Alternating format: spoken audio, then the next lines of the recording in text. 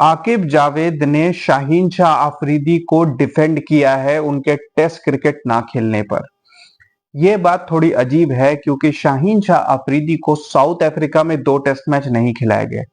ये बात कोई छोटी मोटी बात नहीं है। कोई भी प्लेयर बड़ा प्लेयर तभी बनता है जब वो टेस्ट क्रिकेट में भी सक्सीड करता है, और शाहीन शाह अफरीदी का टेस्ट रिकॉर्ड वाकई में अच्छा रिकॉर्ड है। हाँ, ऑफ कोर्स पिछले 4-5 टेस्ट मैचेस से उनकी परफॉर्मेंस अच्छी नहीं रही है, या मैं यूं कहूं कि 2022 में जो उनकी नी इंजरी से वापसी हुई थी उसके बाद उनका टेस्ट रिकॉर्ड थोड़ा सा एवरेज रहा है, ऑर्डिनरी रहा है। लेकिन उसका एक बहुत बड़ा रीजन था पाकिस्तान में तैयार किए गए घटिया पिचेस, जो इतने ज्यादा बैट्समैन फ्रेंडली होते थे कि बॉलर्स के लिए कोई सपोर्ट नहीं होता। ऑफ कोर्स अभी भी ट्रैक्स जो है वो फास्ट बॉलर फ्रेंडली नहीं है, वो स्पिन फ्रेंडली हैं। लेकिन शाहीन शाह अफरीदी जब साउथ अफ्रीका में 2 टेस्ट मैच खेलने नहीं गए तब बहुत बड़ा सवाल उठा कि जो बॉलर साउथ अफ्रीका में नहीं खेलना चाहता वो कहां फास्ट बॉलिंग करेगा, क्योंकि साउथ अफ्रीका मेरे ख्याल से वर्ल्ड में बेस्ट जगह है फास्ट बॉलर्स के लिए। इस बात को आकिब जावेद ने डिफेंड किया है, और आकिब जावेद ने कहा है कि अगर शाहीन शाह अफरीदी खेलते तो अब्बास नहीं खेलते, और जो टेस्ट मैच आप साउथ अफ्रीका से जीतने के इतने करीब आए हो वो अब्बास की वजह से आए हो। तो फिर वैसे में आप क्यों इस बात का सवाल उठा रहे हो कि शाहीन शाह अफरीदी क्यों नहीं खेला। साथ साथ उन्होंने ये भी कहा कि फिलहाल प्लेयर्स को 4 डे क्रिकेट पे ध्यान देना चाहिए। टेस्ट मैच के लिए स्टेमिना होना बहुत जरूरी है। अगर टेस्ट मैचेस के लिए स्टेमिना नहीं है तो कोई फायदा नहीं। अब यहाँ पर आकिब जावेद से बहुत बड़ा सवाल उठता है कि शाहीन शाह अफरीदी की जगह फिर नसीम शाह को क्यों लिया गया, क्योंकि नसीम शाह भी कोई स्टेमिना ऐसा उन्होंने दिखाया नहीं है कि टेस्ट क्रिकेट में वो लंबे स्पेल फेंक सकते हैं एक पेस के साथ। नसीम शाह ने भी कोई डोमेस्टिक क्रिकेट नहीं खेला जैसे कि शाहीन शाह अफरीदी ने नहीं खेला है। नसीम शाह की भी कोई परफॉर्मेंस नहीं है, लेकिन नसीम शाह को वो टेस्ट मैच खिलाया गया। यहाँ ये बात क्यों कर रहे हैं वो कि अब्बास की जगह वो खेलते। पहला टेस्ट मैच नसीम शाह भी खेले थे, तो नसीम शाह की जगह वो भी खेल सकते थे। तो एक तरीके से आकिब जावेद डिफेंड कर रहे हैं शाहीन शाह अफरीदी को, और इसका रीजन मैं आपको बता चुका हूं।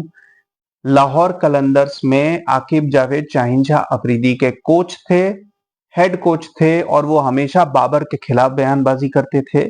और शाहीन शाह अफरीदी के बारे में वो यही कहते थे कि मैं हारिस राउफ और शाहीन शाह अफरीदी को एक T20 बॉलर बना के रखूंगा, ये T20 स्पेशलिस्ट रहेंगे। आपको बता दूं कि जिस दौरान साउथ अफ्रीका में टेस्ट मैचेस हो रहे थे उस वक्त शाहीन शाह अफरीदी कोई रेस्ट नहीं कर रहे थे या कोई डोमेस्टिक 4 डे लीग नहीं खेल रहे थे, वो बांग्लादेश प्रीमियर लीग खेल रहे थे। क्यों? क्योंकि वहां पर शाहीन शाह अफरीदी को पैसे मिल रहे थे, और शाहीन शाह अफरीदी का ध्यान फिलहाल पैसे कमाने पर है। लेकिन हेड कोच आकिब जावेद चाहते तो वो शाहीन शाह अफरीदी को बोल सकते थे कि नहीं, आप हमें पाकिस्तान और साउथ अफ्रीका की टेस्ट सीरीज के लिए चाहिए, आप हमको टेस्ट टीम में चाहिए। 2 टेस्ट मैच साउथ अफ्रीका में वैसे भी, अगर जनरल साउथ अफ्रीकन पिचेस की बात की जाए और जैसे पहले टेस्ट मैच में पिच थी, 3 दिन के अंदर रिजल्ट आ जाता है। आपको कोई 30-40 ओवर बॉलिंग करने की जरूरत नहीं है। एक फास्ट बॉलर से मेरे ख्याल से एक दिन में 12 से 15 ओवर की जरूरत होती है। ओडीआई क्रिकेट में भी आप 10 ओवर फेंकेंगे, अभी चैंपियंस ट्रॉफी खेलेंगे ना, तो शाहीन शाह अफरीदी को वहां पर जाना चाहिए था मेरे ख्याल से। नसीम शाह की जगह वो खेल सकते थे, या जो तीसरे सीमर थे खुर्रम शहजाद, उनकी जगह भी वो खेल सकते थे। अब्बास का नाम लेकर आकिब जावेद ने क्लियरली ये मेंशन किया है कि वो कहीं ना कहीं डिफेंड करना चाहते हैं शाहीन शाह अफरीदी को। साथ साथ जब उनसे ये सवाल उठा कि भाई फिर आप ये जो स्पिन फ्रेंडली पिचेस बना रहे हैं इससे आगे जाके हमारे टीम को नुकसान भी हो सकता है, फास्ट बॉलर्स भी आपके बाहर जाके परफॉर्मेंस नहीं दे पाएंगे, तो उस पर उन्होंने कहा कि हम वर्ल्ड टेस्ट चैंपियनशिप में इतने पीछे इस वजह से हैं क्योंकि हम कभी भी होम कंडीशंस का फायदा नहीं उठाते हैं। अब हमने होम कंडीशंस का फायदा उठा के जीतना शुरू किया है, तो इसका फायदा हमें अगले वर्ल्ड टेस्ट चैंपियनशिप की साइकिल में मिलेगा। और मेरे ख्याल से ये बात आकिब जावेद ने कोई गलत नहीं कही है, क्योंकि मेरे ख्याल से हर टीम को होम एडवांटेज बिल्कुल लेना चाहिए। ऑस्ट्रेलिया अपने हिसाब से पिचेस बनाती है, इंग्लैंड अपने हिसाब से पिचेस बनाती है। लेकिन एक सवाल जो अभी भी उठ रहा है, और वो सवाल ये है कि अभी तक पाकिस्तान जिस टीम से जीता है, चाहे वो इंग्लैंड की टीम हो चाहे वो वेस्ट इंडीज की टीम हो, ये ऐसी टीम्स हैं जिनमें खुद के अच्छे स्पिनर्स नहीं हैं, या ये दोनों टीम एक तरीके से फेमस हैं कि ये बहुत ही पुअर खेलती हैं स्पिन के अगेंस्ट। लेकिन जब कोई ऐसी टीम आएगी जिसके खुद के स्पिनर्स अच्छे होंगे और जिनके बैट्समैन शायद इतने पुअर नहीं होंगे, क्योंकि पाकिस्तान ने ये स्ट्रैटेजी अभी 3 महीने पहले ही अडेप्ट की है। जब अगली सीरीज खेलने कोई टीम पाकिस्तान आएगी तो वो कहीं ना कहीं पहले से मेंटली प्रिपेयर्ड होगी कि अब हमें पाकिस्तान में इस तरीके के टर्निंग ट्रैक्स मिलने वाले हैं। तो जो सरप्राइज फैक्टर पाकिस्तान इंग्लैंड के खिलाफ लेके आया था, वो सरप्राइज फैक्टर अब जा चुका है। वेस्ट इंडीज की टीम कोई टीम नहीं है कि इनको आप हरा करके ये समझो कि हमारे स्पिनर्स ने जिता दिया आइडियली। वैसे तो ये बांग्लादेश भी नहीं कर सकती थी, लेकिन क्योंकि आप बांग्लादेश से हारे थे तो आपको लग रहा है कि वेस्ट इंडीज को हरा के हम बहुत बेहतरीन टेस्ट क्रिकेट खेल रहे हैं। लेकिन असली टेस्ट तब होगा जब ऑस्ट्रेलिया पाकिस्तान खेलने आएगी। फिलहाल मैं ये भी कहूंगा कि न्यूजीलैंड भी आएगी, क्योंकि न्यूजीलैंड के पास भी कुछ अच्छे स्पिनर्स हैं और न्यूजीलैंड के बैट्समैन रिवर्स स्वीप अच्छा खेलते हैं। रचिन रविंद्रा स्पिन के काफी अच्छे बैट्समैन हैं, डैरेल मिचेल ने अच्छी बैटिंग की थी। तो ये बैट्समैन हो सकता है कि पाकिस्तान के स्पिन बॉलर्स, क्योंकि फ्रैंकली स्पीकिंग नोमान अली और साजिद खान कोई उस कैटेगरी के बॉलर्स नहीं है इन पिचेस के बियॉन्ड इनकी कोई वैल्यू हो। अगर इनको नॉर्मल पिचेस पे खिलाया जाए तो ये स्पिनर्स कोई डैमेज नहीं कर पाएंगे। तो ये बड़ा टेस्ट अभी पाकिस्तान के स्पिनर्स का होना बाकी है।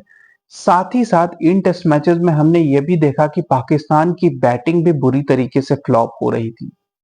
ऐसा नहीं था कि पाकिस्तान के बैट्समैन कोई बहुत अच्छे से स्पिन को खेल पा रहे थे, जबकि फ्रैंकली स्पीकिंग ये जो पिछले 3 टेस्ट मैच पाकिस्तान जीता है, इसमें ऑपोजिशन की तरफ से कोई भी अच्छा स्पिनर नहीं रहा है। आई मीन जोमेल वेरिकन ने 10 विकेट लिए पिछले मैच में और पाकिस्तान की टीम कोलैप्स कर गई थी।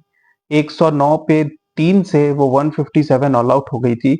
और पहली इनिंग्स में भी साउद शकील और रिजवान ने बचा लिया था, अदरवाइज पूरी टीम ने कोई खास परफॉर्मेंस नहीं दी थी इन दोनों की हाफ सेंचुरीज के बियॉन्ड। इंग्लैंड के खिलाफ मैं बात करूं तो इंग्लैंड के खिलाफ तो स्पिन की हालत और भी बुरी थी। शोएब बशीर, रेहान अहमद, इस तरीके के स्पिनर्स खेल रहे थे। कोई बहुत बड़ा स्पिनर इंग्लैंड की टीम में भी नहीं है जो एक्सपीरियंस्ड है। हाँ, मोइन अली, आदिल रशीद ये रहते तो शायद कुछ इम्पैक्ट डाल सकते थे, लेकिन नए स्पिनर्स थे। लेकिन न्यूजीलैंड की टीम जब आएगी तो मिचेल सैंटनर जो फिलहाल अच्छे फॉर्म में नजर आ रहे हैं, इस शोधी, एजाज पटेल, इनके सामने पाकिस्तान के बैट्समैन कैसी परफॉर्मेंस देंगे, ये भी एक बहुत बड़ा चैलेंज है। अगर आप ये पिछले 3 मैचेस देखो तो एक कामरान गुलाम की सेंचुरी है और साउद शकील का 84 है। अदरवाइज पाकिस्तान की बैटिंग भी कोई खास नहीं चली है। तो फिलहाल जो पाकिस्तान स्ट्रैटेजी को लेकर बहुत कॉन्फिडेंट है, अगले वर्ल्ड टेस्ट चैंपियनशिप में मुझे नहीं लगता कि हर टीम इतनी आसानी से सरेंडर करेगी। और अगर वेस्टइंडीज दूसरे टेस्ट मैच में भी अगर अपनी बैटिंग थोड़ी सुधार ले तो आई स्टिल बिलीव कि पाकिस्तान की टीम को अभी भी पकड़ा जा सकता है, क्योंकि पाकिस्तान की बैटिंग बहुत ज्यादा वल्नरेबल है और 1 या 2 बैट्समैन पर ही डिपेंडेंट है। Keep watching guys, thank you.